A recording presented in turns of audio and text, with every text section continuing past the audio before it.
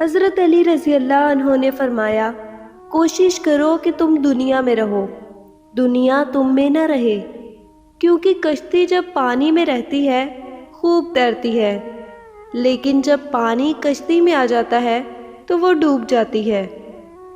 ایک عورت حضرت علی رضی اللہ عنہ کی خدمت میں حاضر ہوئی اور عرض کرنے لگی، یا علی، میں نے زندگی میں بہت دھوکے کھائے ہیں۔ انسان باہر سے کچھ اور اندر سے کچھ اور ہوتے ہیں۔ ہمیشہ میں نے دوسروں سے بھلائی کی، بھروسہ کیا، اعتبار کیا، نیکیاں کی، لیکن بدلے میں مجھے ہمیشہ دکھ اور تکلیف ملی۔ حضرت علی رضی اللہ عنہ نے فرمایا، اے عورت، یاد رکھو، جس کے ساتھ نیکی کرو اس کی شر سے بچو، اور انسان سے کی جانے والی نیکی کا بدلہ انسان سے نہیں بلکہ انسان کے خالق اللہ پاک سے طلب کرو۔ اس عورت نے کہا، یا علی رضی اللہ عنہ، میرا ایک سوال ہے۔ حضرت علی شیر خدا نے کہا، آج تک میرے در سے کوئی خالی ہاتھ نہیں گیا، کہو جو تم کہنا چاہتی ہو۔ تو عورت نے ہاتھ کو جوڑ کر کہا، یا علی رضی اللہ عنہ، کیا کوئی ایسا عمل ہے جس سے وقت سے پہلے ہمیں یہ معلوم ہو جائے کہ سامنے والا انسان ہم سے سچا پیار کرتا ہے یا نہیں؟ تو حضرت علی رضی اللہ عنہ نے فرمایا، ہاں ہے، اللہ پاک کے علم میں کسی بھی چیز کی کوئی کمی نہیں۔ اگر تم یہ دیکھنا چاہتی ہو کہ سامنے والا انسان تم سے کتنا سچا پیار کرتا ہے تو تم 3 مرتبہ یا ودودو، یا حکیمو، یا کریمو، یا رحمانو دل میں پڑھو، اور جس سے تم پیار کرو اس کے چہرے میں دیکھو۔ اگر سامنے والے کا چہرہ منحوس نظر آئے تو سمجھ جانا آنے والے وقت میں وہ تمہیں بہت تکلیف دے گا، دھوکہ دے گا۔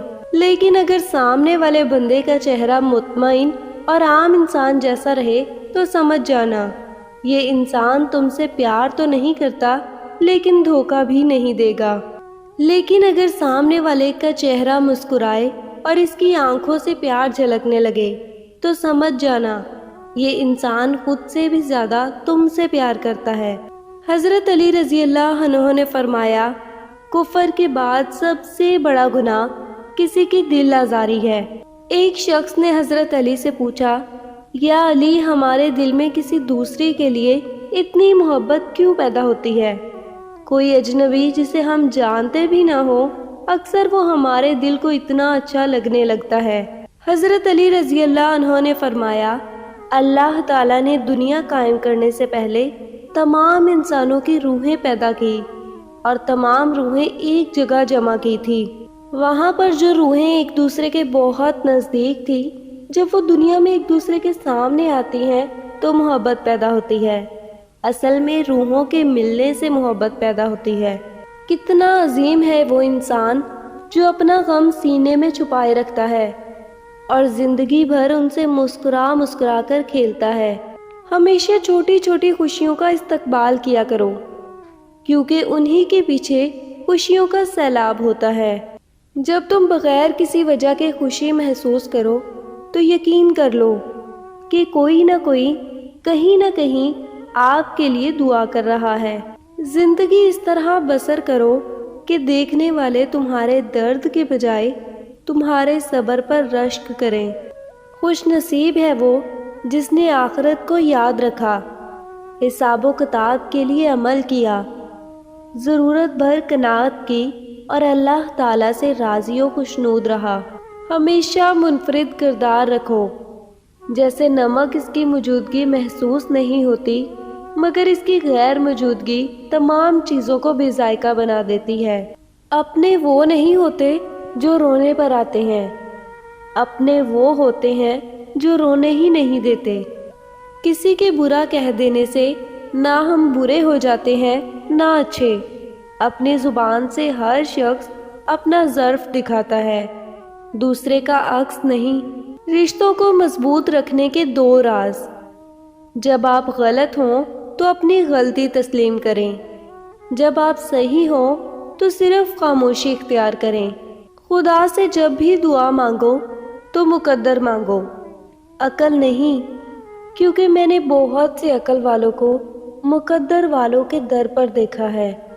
کسی کا عیب تلاش کرنے والے کی مثال اس مکھی کی سی ہے جو سارا خوبصورت جسم چھوڑ کر زخم پر بیٹھی ہے۔ جو تمہیں خوشی میں یاد آئے سمجھو تم اس سے محبت کرتے ہو، اور جو تمہیں غم میں یاد آئے تو سمجھو وہ تم سے محبت کرتا ہے۔ کسی کے برا کہہ دینے سے نہ ہم برے ہو جاتے ہیں نہ اچھے۔ اپنی زبان سے ہر شخص اپنا ظرف دکھاتا ہے، دوسرے کا عکس نہیں۔ توبہ ایسا دروازہ ہے جو موت کی ہچکی تک کھلا رہتا ہے۔ دعا ایسا عمل ہے جو تقدیر کو مات دے سکتی ہے۔ ضمیر ایسا ساتھی ہے جو ہمیشہ حق کی راہ دکھاتا ہے۔ لوگوں سے یاد نہ کرنے کا شکوہ مت کر، کیونکہ جو انسان اپنے رب کو بھول سکتا ہے وہ سب کو بھول سکتا ہے۔ دولت مٹی کی طرح ہے اور مٹی کو پیر کے نیچے رکھنا چاہیے۔ اگر سر پر چڑھاؤ گے تو قبر بن جائے گی اور زندہ لوگوں کے لیے نہیں ہوتی۔